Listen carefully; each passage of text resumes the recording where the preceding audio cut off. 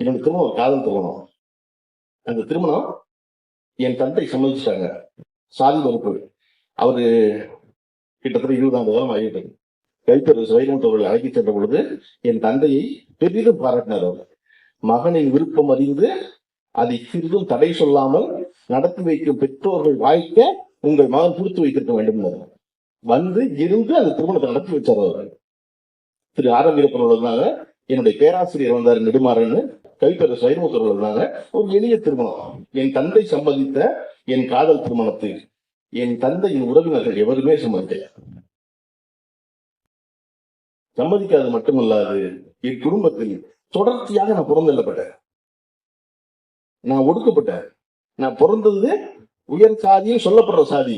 நான் 500 சம்பளத்துக்கு தான் வந்தேன் சென்னைக்கு. நானா தான் ஆளானேன், நானா தான் இயக்குனரானேன். அது அறிந்த என் தந்தை என் காதலுக்கு சம்மதிச்சாரு. அது சாதி மறுப்புங்கிற பின்னாடி இருந்ததுனால என் தந்தையின் குடும்பம் சம்மதிக்கவே இல்லை. கிட்டத்தட்ட 20 வருஷம் ஆயிடுச்சு திருமணம் முடிஞ்சு, இன்னும் கிடையாது சம்மதிக்கிறேன்.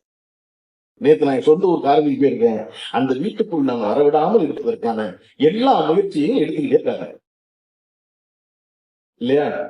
வைரமுத்து அவர்கள் ஒரு கவிதை படிப்பாங்க, அம்மாவை பற்றிய கவிதை. அது அந்த கவிதையை படிக்கும் போது,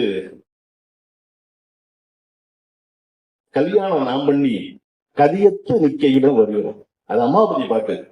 கல்யாணம் நாம் பண்ணி கதியத்து நிக்கையிடம் சொல்லும்போது லேசா தந்துலக்குன்னு ஞாபகம். காமராஜர் ரங்கத்துல ஒரு பொருளால் நான் அதை கேட்கிறேன் அந்த கவிதையை.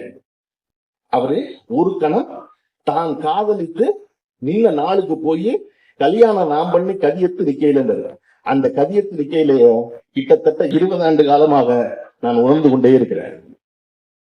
பெற்றோர் சம்மதித்து பெரும் மனம் வைத்திருந்து எந்த சிக்கலும் இல்லாமல் சமூகத்தில் எனக்கான மேடையை நானே அமைத்துக் கொண்டேன்னா, ஒரு வீட்டுல கல்யாணம் காதல் திருமணம் பண்ணதுனால என்னை பல பேரு பல கூட்டத்துல கருப்பள்ளி சொல்ல மாட்டாங்க. என்ன சொல்லுவாங்க? பழகிருப்பேன்வாங்க. டக்குன்னு பழகிருப்பேன். எனக்கு ரொம்ப அவமானமா போகும். அந்த பழகிருப்ப யாரு தெரியுமா?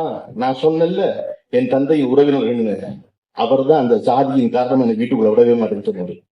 இந்த சமூகத்துல யாரெல்லாம் நீங்க பரிமளிச்சு நினைக்கிறீங்களோ அவர்கள் பூரா கடைசியில ஜாதிக்குள்ளதான் ஒளிவாங்க.